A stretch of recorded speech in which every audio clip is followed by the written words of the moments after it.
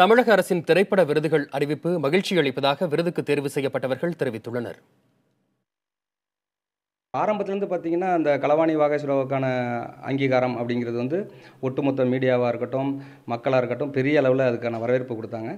அந்த வரவேற்புக்கெல்லாம் ஒரு மகுடம் சுட்டுற மாதிரி இன்றைக்கி இந்த விருதை நான் பார்க்குறேன்.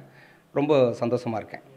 இந்த நேரத்தில் உங்கள் எல்லாருக்கும் நன்றி தெரிவிச்சுக்கிறேன். மிகப்பெரிய ஒரு என்கரேஜ்மெண்ட் இது எனக்கு. உண்மையிலுமே ஆஃப்டர் இவந்தோ ஒரு 6 இயர்ஸ் ஆனால் கூட அது என்னை ரெஃப்ரெஷ் பண்ணுது.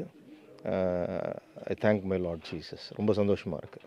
இது குறிப்பாக தமிழ் இசைக்குண்டான, நம்மளுடைய மண் சார்ந்த இசைக்குண்டான கிடைத்த ஒரு முக்கியமான அங்கீகாரமாக தான் நான் இதை பார்க்குறேன்.